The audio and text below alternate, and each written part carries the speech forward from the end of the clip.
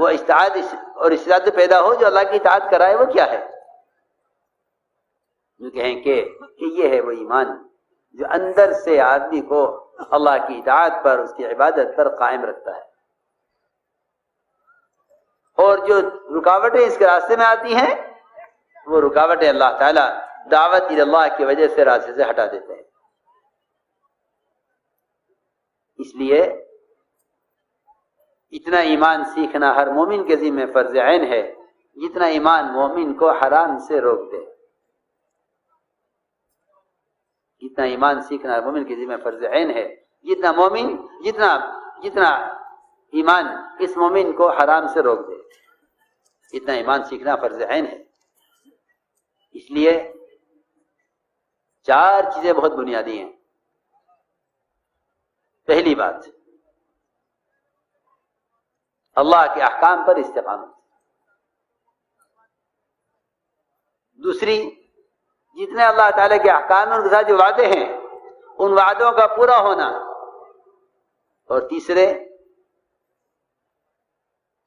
اعمال میں اخلاص کا ہونا۔ اور چوتھی بات یہ ہے کہ اعمال پر اللہ کی طرف سے اجر کا ملنا۔ یہ 4 چیزیں ایسی ہیں جس کو کہ مسلمان کو سخت ضرورت ہے۔ 2 اس کی دنیا سے متعلق ہیں، 2 آخرت سے متعلق ہیں۔ وعدوں کا پورا ہونا اور استقامت یہ اس کی حیات سے متعلق ہے، اور اجر اور اخلاص یہ آخرت سے متعلق ہے، کیونکہ وہاں عمل کو اخلاص سے قبول کرانا ہے اور وہاں اجر اللہ سے لینا ہے۔ اور یہاں دنیا میں استقامت اور وعدے جو دنیا میں ہیں یہ دنیا میں پورے ہوں۔ میں نے عرض کیا کہ ان 4 چیزوں کے لیے ایمان سب سے بنیادی شرط ہے۔ ایمان بنیادی شرط ہے۔ اگر یہ ایمان نہیں ہے تو سب سے پہلی بات یہ ہے کہ ایمان نہیں ہے تو اعمال پر استقامت نہیں ہوگی۔ استقامت کیا ہے؟ سب سے پہلی بات استقامت کیا ہے؟ دین کے کسی ایک شعبے پر اور دین کے کسی ایک حکم کو پورا کرنے پر جمے رہنا، اس کو استقامت نہیں کہتے۔ استقامت کہتے ہیں پورے دین پر چلنے کو، کیونکہ وعدہ پورے دین پر ہے، کامیابی کا وعدہ پورے دین پر ہے، جزوی دین پر کامیابی کا وعدہ نہیں ہے۔ میرے دوستو عزیزو، جزوی طور پر تو آدمی دنیا کے اسباب سے بھی فائدہ نہیں اٹھا سکتا، تو جزوی دین سے اللہ کی ذات سے فائدہ کیسے اٹھا سکتا ہے؟ سوچنے کی بات ہے۔ میں ایک سفر میں تھا، عصر کی نماز کا وقت ہوا، ایک صاحب کہنے لگے جی یہاں ہمارا کارخانہ ہے، بڑا کارخانہ، شیشہ بنتا تھا، باہر کی مشین جرمنی کی سب۔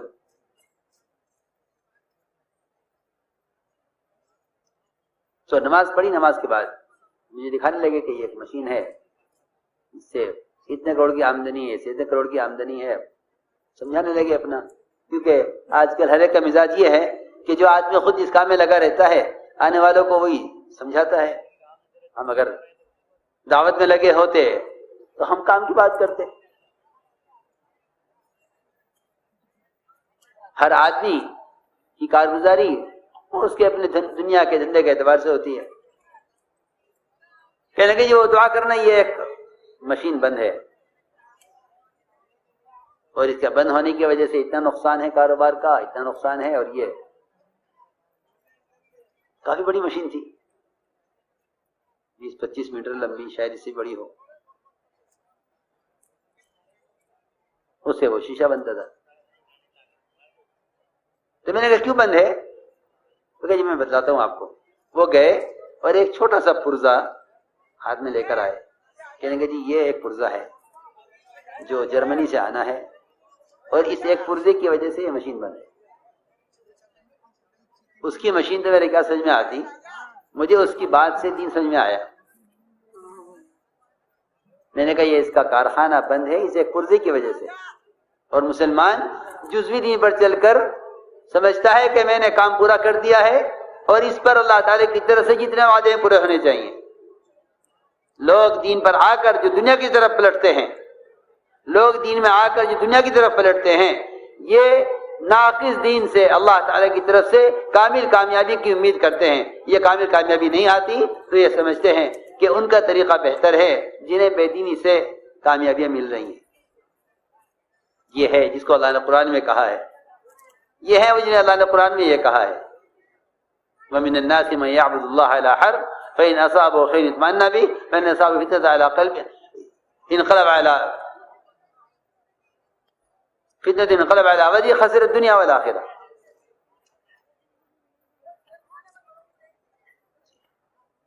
انقلب على وجهه کہ یہ وہ ہیں کہ جو کفر اور اسلام کے بارڈر پر چلتے ہیں، درمیان میں. اللہ مجھے معاف فرمائے، اس زمانے میں اسلامی شاعر اور سنتیں سر سے لے کر پیر تک، ان سنتوں کے بارے میں ایک غلط باطل خیال یہ پیدا ہوا ہے کہ بھئی یہ سب کے لیے ممکن نہیں ہے، لہذا ایک تو اللہ والے اولیاء اللہ ہوں جنہیں دوسرے دیکھ کے معلوم ہو کہ ہاں بھئی یہ کوئی بزرگ ہے. ابھی بھی لوگ اس دھوکے میں ہیں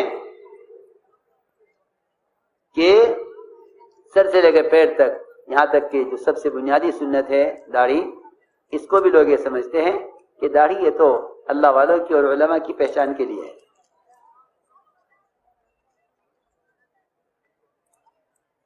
مجھے حیرت ہوئی، میں حرم سے نکلا تو ایک پولیس والا مجھے ملا، کہنے لگے کہ آپ متبع ہیں. متبع آپ متبع سمجھ گیا کہ آپ عالم ہیں. یہ کیوں؟ میں نے تو کوئی بات نہیں کی تم سے اس بارے میں، تم نے کیسے پہچانا ہے میں عالم ہوں؟ کہنے لگا نہیں، میں داڑھی کی وجہ سے کہہ رہا تھا کہ شاید آپ کوئی بڑے عالم ہیں. ہاں تو میں نے کہا نہیں، میں نے اس سے کہا، پولیس والے سے میں نے کہا کہ نہیں، داڑھی عالم کی پہچان نہیں ہے، مسلمان کی پہچان ہے.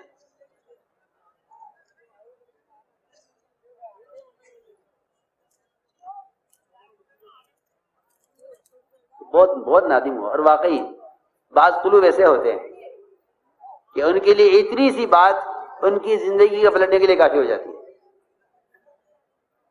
تو اس نے کیا جواب دیا؟ اس نے کہا کہ ہم اس مسجد نبوی کے خادم ہیں اور ہم زیادہ حقدار تھے کہ ہم اس نبی کی سنت پر عمل کریں. ہم زیادہ حقدار تھے، تم باہر سے آ کر ہمیں بتا رہے ہو. میں نے عرض کیا کہ لوگ سمجھتے ہیں کہ اتباع سنت یہ تو علماء اور بڑے لوگ اور اللہ والے اولیاء اللہ، نہیں، ایسا نہیں ہے. بلکہ مسلمان کہتے ہی اس کو ہیں جس کو دیکھ کر اللہ یاد آتے ہو. اس کو دیکھ کر اللہ یاد آتے، اسی کو مسلمان کہا جاتا ہے.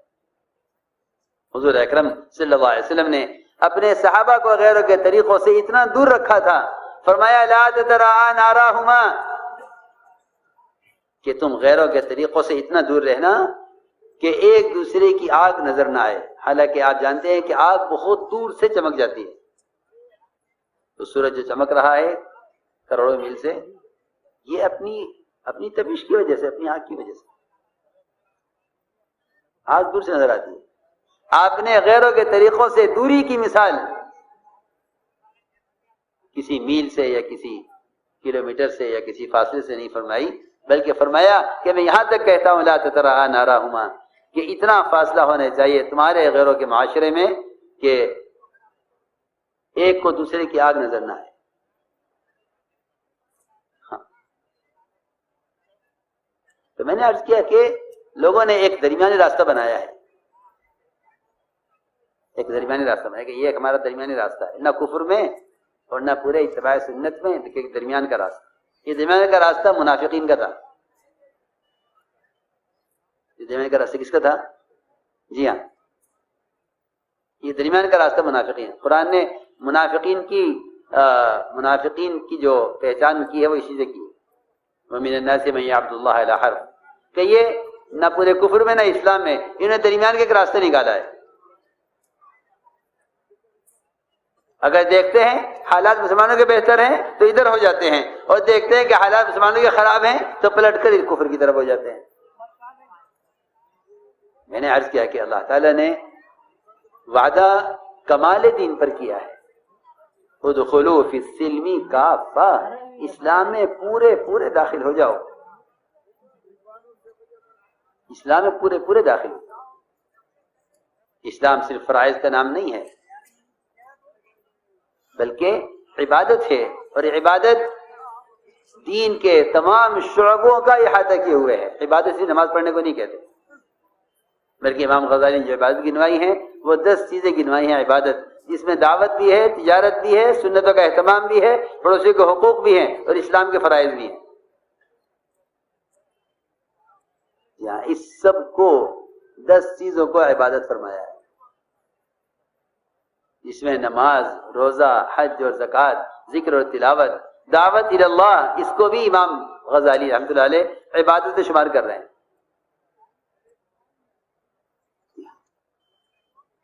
اور تجارت اور اتباع سنت اور پڑوسیوں کا حقوق، کہ اس سب کو شامل ہے عبادت۔ ہم نے عرض کیا کہ یہ کمال عبادت کیسے ہوگا؟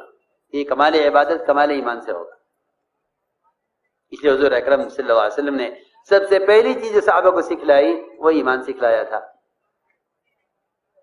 سب سے پہلے ایمان سکھلایا گیا، اور ایمان کے سکھلانے میں جو اصل بنیادی چیز ہے جس کی وجہ سے مسلمان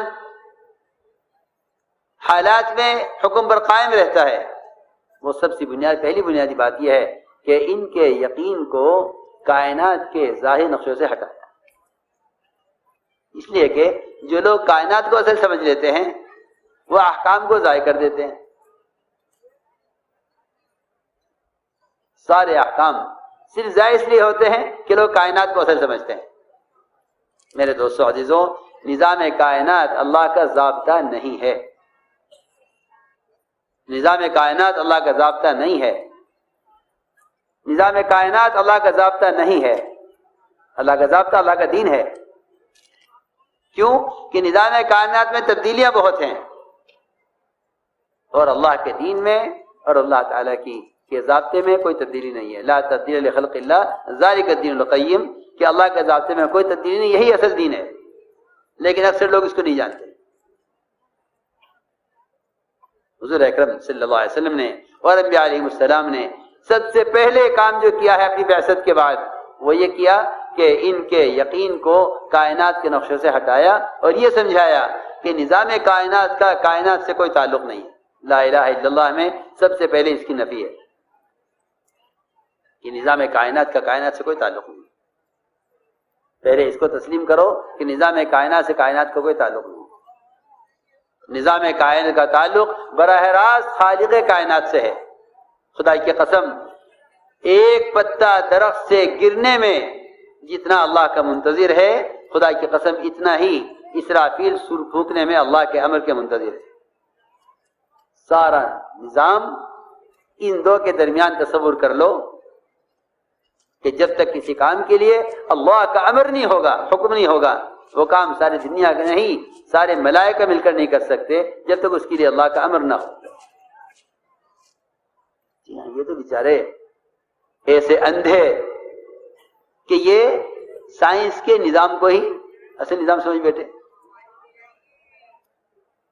جی ہاں، سائنس کے جہل کو سائنس کا علم کہتے ہیں، جس کی انتہا یہ دجال پر ہونی ہے، جس کے ابتدا میں بھی عیسیٰ علیہ السلام آئے، انتہا میں بھی عیسیٰ علیہ السلام آئیں گے۔ یہ اس کائنات کے نظام پر کائنات کے نظام کو پر اپنا مدار لے کر چل رہے ہیں کہ یہ ہماری حیات کا مدار اس پر ہے۔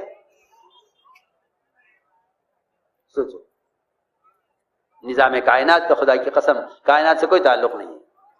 نظام کائنات کے ہر تغیر کا تعلق براہ راست اللہ کے امر سے. میں نے عرض کر دیا کہ جو حیثیت اور جو اہمیت اللہ تعالیٰ کے اسرافیل علیہ السلام کو سور پھونکنے کے امر کی انتظار کی ہے، خدا کی قسم ایک درخت سے پتے کے سوکھ کر گرنے کی، اس کے اللہ کے حکم کے انتظار میں بھی یہ حیثیت ہے. ہاں یہ نہیں کہ کائنات میں کچھ ہو تو کہ ہاں کائنات میں کائنات سے ہوتا ہے، کائنات میں کچھ نہیں ہوتا. نظام کائنات کا کائنات سے کوئی تعلق نہیں. یہاں تو بیچارے اپنے مسائل کی تبدیلی اور اس کے تغیرات کو حکام سے جوڑ کر بیٹھے ہیں. ہاں حالانکہ جس طرح مسلمان کے کسی کاروبار کا، مسلمان کے کارخانوں کا، ان کی دکانوں کا، ان کی تجارتوں کا، ان کی سرمایہ داریوں کے نقشوں کا، خدا کی قسم جس طرح ان کی بھینس بیل بکری سے کوئی تعلق نہیں، خدا کی قسم انعام سے بھی کوئی تعلق نہیں. اللہ نے قرآن میں انعام کہہ کر یہی بتلایا ہے، اللہ نے قرآن میں انعام کہہ کر اسی لیے تعارف کرایا ہے کہ جس طرح تم سمجھتے ہو کہ میرے کارخانے کا میری بھینس سے کوئی تعلق نہیں، اس کے چلنے نہ چلنے کا بھینس سے کوئی تعلق نہیں ہے، میری دکان کے چلنے نہ چلنے کا بکری سے کوئی تعلق نہیں، خدا کی قسم اس طرح مسلمانوں کے امور کا حکام سے بھی کوئی تعلق نہیں. تعلق احکام سے ہے. اعمالکم عمالکم، ہمیں یہ سبق سکھلایا گیا تھا. اعمالکم عمالکم، تمہارے اعمال جیسے تمہارے اعمال ہوں گے ایسے تمہارے عمال ہوں گے. اس لیے اپنی پریشانیوں میں عمال کو گالیاں مت دو، بلکہ اپنے آپ کو ملامت کرو کہ میرے ساتھ اللہ کا معاملہ میرے عمل کے اعتبار سے ہوگا، اس لیے کہ خدا کی قسم اصل کائنات مسلمان ہے. اصل کائنات مسلمان ہے. مسلمان کی زبان سے یہ بات نکلنا کہ ہمارے مسائل کا حل ان کے ہاتھ میں ہے، اور اللہ کہہ رہے اصل کائنات مسلمان ہے. اللہ کہہ رہے اصل کائنات مسلمان ہے. سارا نظام کائنات زمین سے لے کر آسمان تک، چاند سورج ستارے اور ان کے درمیان جتنی بھی نقشے ہیں، یہ سارے نقشے مسلمان کے لیے اس طرح تابع ہیں جس طرح اعضائے انسان کے قلب کے تابع ہے. ہماری بات توجہ چاہے گی. سارا نظام کائنات وہ اس طرح مسلمان کے تابع ہے جس طرح ایک انسان کے اعضاء اس کے قلب کے تابع ہے. بالکل جس حدیث میں یہ فرمایا گیا ہے الا ان فی الجسد مضغہ، کہ اس کو سارے کائنات کے ظاہری نظام کی اصلاح اور فساد کا مدار اس پر رکھا گیا ہے، کیونکہ ایمان کی جگہ قلب ہے. جس طرح انسان کے بدن کے کسی عضو کو ایمان کی جگہ نہیں بنایا گیا، اس طرح خدا کی قسم مسلمان کے علاوہ کائنات کی کسی شکل پر کائنات کے نظام کے تغیر کا مدار نہیں رکھا گیا. یہ بات سمجھ. مسلمان کی زبان سے یہ بات اچھی نہیں لگتی کہ اگر یہ مان جائیں گے تو کام ہو جائے گا، یہ ایسے ہو جائیں گے تو کام ہو جائے گا. یہ اگر ہماری کمال ہوگا. میں کہہ چکا ہوں، میں عرض کر چکا ہوں کہ کوئی کہہ سکتا ہے کہ اگر یہ بھینس بدل دوں میں تو میرا کارخانہ چل جائے. جب تیری بھینس کے بدلنے سے تیرے کارخانے کے کوئی تعلق نہیں، تو حکام کے بدلنے سے مسلمانوں کے مسائل کا کیا تعلق ہے؟ سیدھی بات ہے. یہ منتظر ہیں، حکام بدلیں گے حالات بدلیں گے. اللہ منتظر ہیں کہ تم احکام بدلو میں حالات بدل دوں. اللہ اس کے منتظر ہیں. ان عدتم عدنا وان تعودوا نعد. کیا ہے اس آیت کا مطلب؟ ان عدتم عدنا ان تعودوا نعد. قرآن میں دونوں جگہ فرمایا کہ تم پلٹ جاؤ دین کی طرف، ہم پلٹ جائیں گے وعدوں کو پورا کرنے کی طرف. تم پلٹ جاؤ گے بے دینی کی طرف، ہم پلٹ جائیں گے عذاب لانے کی طرف. ریکنسٹرکشن آف امہ dailymarkers.com. تو معاملہ تو ہمارے ہاتھ میں تھا.